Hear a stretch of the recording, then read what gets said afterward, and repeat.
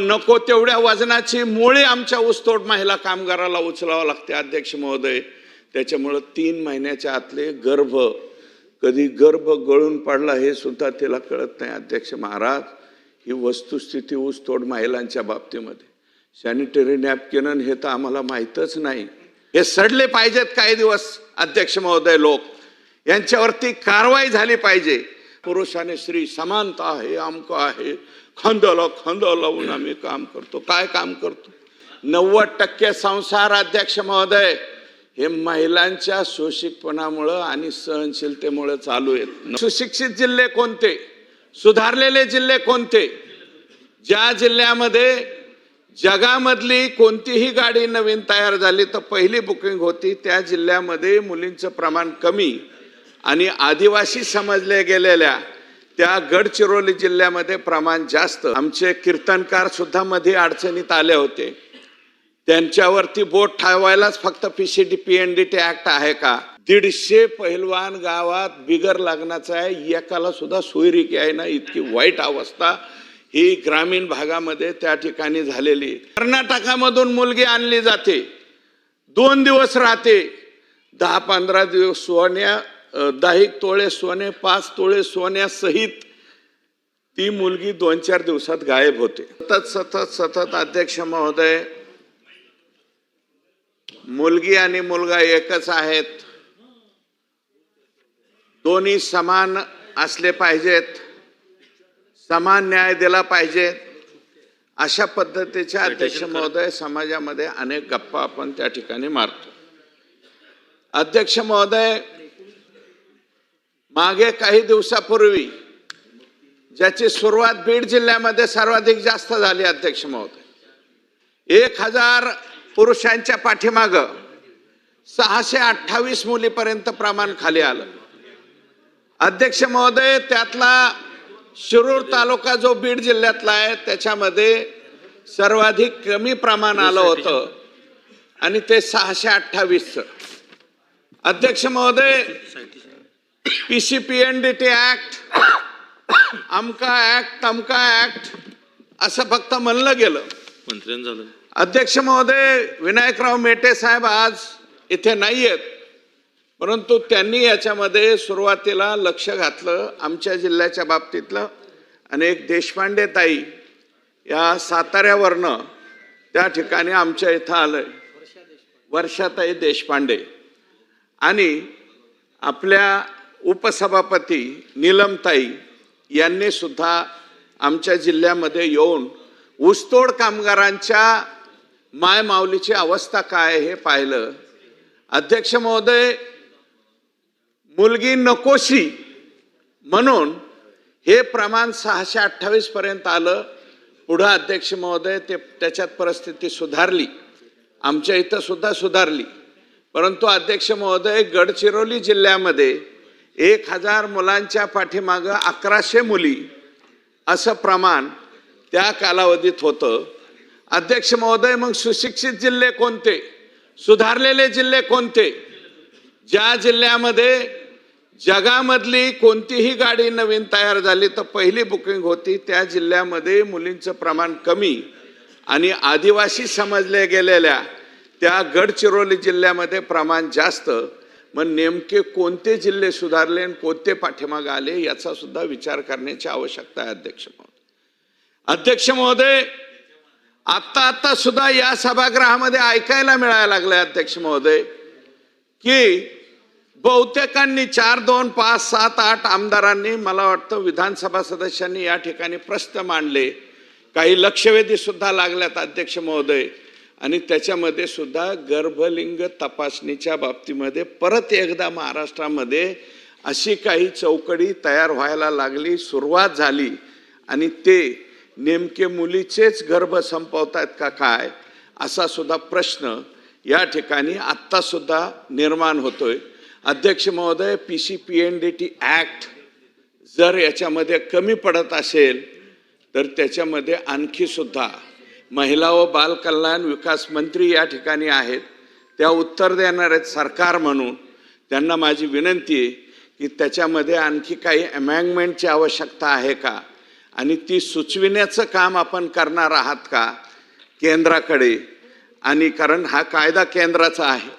त्या PCPNDT मध्ये म्हणजे आमचे कीर्तनकार सुद्धा मध्ये अडचणीत आले होते. त्यांच्यावरती बोट ठेवायलाच फक्त PCPNDT ऍक्ट आहे का? आणि हे अशा पद्धतीने हे संघटित गुन्हेगारी करणारे काही लोक जे आहेत यांच्यावरती अध्यक्ष महोदय जर मुली हे संपवित असतील गर्भाशयामध्ये किंवा ॲबॉर्शनच्या बाबतीमध्ये निर्णय घेत असतील तर अशा काही डॉक्टरांवरती अशा एजंटावरती मोकासारखे सुद्धा गुन्हे लागतील का याचा सुद्धा विचार करण्याची आवश्यकता आहे अध्यक्ष महोदय. हे सडले पाहिजेत काही दिवस अध्यक्ष महोदय लोक, यांच्यावरती कारवाई झाली पाहिजे. फक्त PCPNDT ऍक्ट मध्ये गुन्हे दाखल करून आणि लगेच काहीतरी सुटून फक्त एखाद्या जिल्ह्यामध्ये मोठमोठ्या मथळ्यामध्ये बातम्या येतात आणि नंतर त्या जिरून जातात, असं होता कामा नये अध्यक्ष महोदय. आजही हे प्रकार मोठ्या प्रमाणावरती चाललेत आणि आज परिस्थिती प्रकाशदादांनी काल प्रश्न या ठिकाणी विचारला, त्याला उत्तर दिलं भोयर साहेबांनी, परंतु ते चेष्टेच्या रूपामध्ये वाटलं अध्यक्ष महोदय. परिस्थिती तशी नाहीये. ग्रामीण भागामध्ये पहिले म्हणजे गावामधल्या पारावरती बसून आमच्या बाबासाहेबला फार स्थळं येत आहेत, आमच्या बाबासाहेबला फार स्थळं येत आहेत अशा गप्पा मारायच्या अध्यक्ष महोदय. एक मुलगी उपवर कन्या असेल तर 20 ते 25 ठिकाणची स्थळं येत आहेत अध्यक्ष महोदय. 150 पहिलवान गावात बिगर लग्नाचा आहे, एकाला सुद्धा सोयरिकी आहे ना, इतकी वाईट अवस्था ही ग्रामीण भागामध्ये त्या ठिकाणी झालेली, कुणीच विचारत नाही. आणि म्हणून माझ्या पोराचं लग्न लावून द्या म्हणून एजंट सुद्धा त्या ठिकाणी तयार झाले अध्यक्ष महोदय. कर्नाटकामधून मुलगी आणली जाते, 2 दिवस राहते, 10-15 दिवस सोन्या, 10 तोळे सोने, 5 तोळे सोन्यासहित ती मुलगी 2-4 दिवसात गायब होते. अशा काही टोळ्या सक्रिय झाल्यात अध्यक्ष महोदय. या टोळ्यांवरती खरोखर कारवाई होण्याची आवश्यकता आहे. फार कमी लोक 420चा गुन्हा दाखल करतात, नाही तर लोक कशाला इज्जतीचा पंचनामा म्हणून केसच दाखल करायला येत नाहीत. ही सुद्धा वस्तुस्थिती त्या ठिकाणी आहे अध्यक्ष महोदय. ही फार समाजामधली गंभीर बाब आहे. मुलींची संख्या अजिबात कमी होता कामा नये, मुलींची संख्या वाढली पाहिजे अध्यक्ष महोदय. मुलगा अमुक अमुक शाळेत घालायचा, डॉन ब्रॉड विस्को ठिस्को अशा नावाच्या काही ज्या संस्था आहेत त्याच्यामध्ये मुलगा नेऊन घालायचा. आणि मुलगी कुठं घालायची? घाला जिल्हा परिषदच्या शाळेत. म्हणजे मुलीला चांगल्या शाळेत सुद्धा घालण्याची समाजाची मानसिकता नाही अध्यक्ष महाराज. अजून सुद्धा आम्ही फक्त गप्पाच मारायच्या का? पुरुष आणि स्त्री समानता आहे, अमक आहे, खांद्याला खांदा लावून आम्ही काम करतो. काय काम करतो? मुलीला नको तिथल्या शाळेमध्ये पाठवून द्यायचं अध्यक्ष महोदय. अध्यक्ष महोदय, राज्यस्तरीय लेवलच्या, नॅशनल लेवलच्या मुली, 18 वर्ष वयापर्यंतच्या मुली, ज्यांनी 10वीला किशोरवयीन मुली जे प्रावीण्य मिळवलं, 12वीला असताना त्या सुद्धा नॅशनल खेळल्या अध्यक्ष महोदय. नॅशनल खेळलेल्या मुलीचं 8 दिवसांनी लग्न लावून दिलं जातं. नॅशनल प्लेयर असलेल्या मुलींची लग्न 18व्या वर्षापर्यंत सुद्धा वाट पाहिली जात नाही, त्याच्या आतमध्ये लावतात अध्यक्ष महोदय. कायदा कडक आहेत लग्नाच्या बाबतीमध्ये, परंतु अजून सुद्धा महिला आयोग म्हणतो सरपंचाचं पद घालवा, ग्रामसेवकाचं अमकं घालवा. किती सरपंचाची पदं गेली. लहान मुलींचे लग्न लागून सुद्धा 18 वर्षाच्या फक्त ते ठेका बाल हक्क संरक्षण समितीलाच आहे का? समाज अजूनही अध्यक्ष महोदय लपून ठेवतोय हो.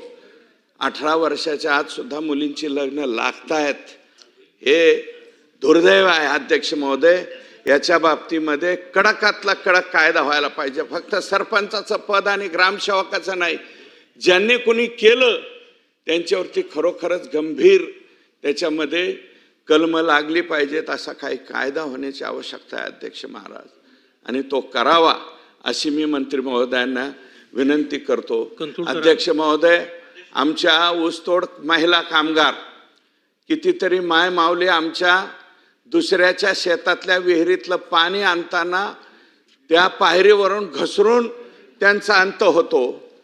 अध्यक्ष महोदय, नको तेवढ्या वजनाची मुळे आमच्या ऊसतोड महिला कामगाराला उचलावं लागते अध्यक्ष महोदय.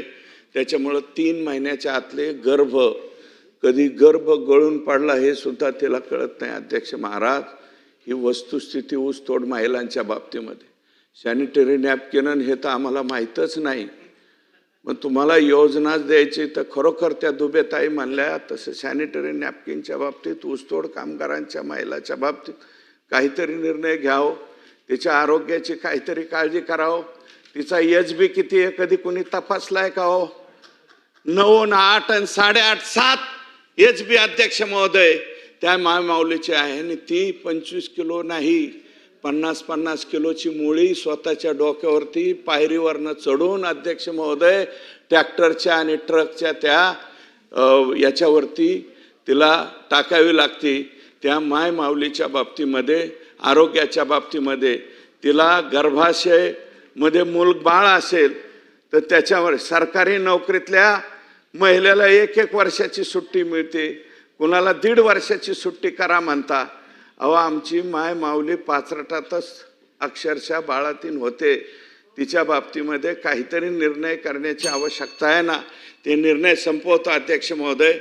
अध्यक्ष महोदय, सगळ्या क्षेत्रामध्ये दूध उत्पादनामध्ये सुद्धा अध्यक्ष महोदय आपला मतदारसंघ अग्रेसर आहेत, आम्ही अग्रेसर. फक्त दूध देऊन आमचा बापड्या घालतोय. त्या गायीला चारा घालण्यापासून, तिचं शेण काढण्यापासून, डोक्यावरती तिच्या टक्कल पडायची पाळी आली अध्यक्ष महोदय. परंतु पगार मात्र स्त्री सौभाग्यवतीच्या हातात जातच नाही, स्त्रीच्याच हातात जातो.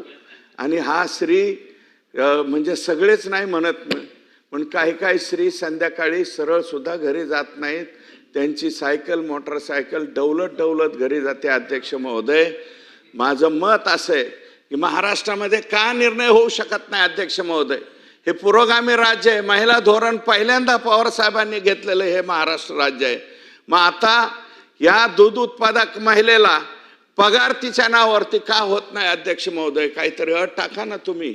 महिलांच्या दूध उत्पादक संस्था काढल्या आम्ही, पण महिलेच्या हातात पगार का जात नाही याचा सुद्धा विचार करण्याची आवश्यकता आहे. जर पगार माय माऊलीच्या हातात गेला तर त्याला ती व्यवस्थित हिशोब किताब तरी करेल अध्यक्ष महोदय. म्हणून तिथला एक मान द्यावा. आणि अध्यक्ष महोदय, ग्रामीण भागात आपण आहात, मी आहे. 90% संसार अध्यक्ष महोदय हे महिलांच्या शोषितपणामुळं आणि सहनशीलतेमुळे चालू आहेत. 90%. जर का त्या महिलांनी वाकडं तिकडं म्हणलं ना तर संसारच टिकणार नाहीत अध्यक्ष महोदय. इतकी वाईट अवस्था आहे. अध्यक्ष महोदय, पूर्वी हे मध्ये तो आजार आल्याच्या नंतर महिलांचं म्हणजे मुलींचं मुलाचं हे दोघांचं राशी भविष्य बनवण्यापेक्षा मध्ये काहीतरी लोक म्हणले होते की ब्लड तपासून त्यांचं लग्न जमवलं पाहिजे.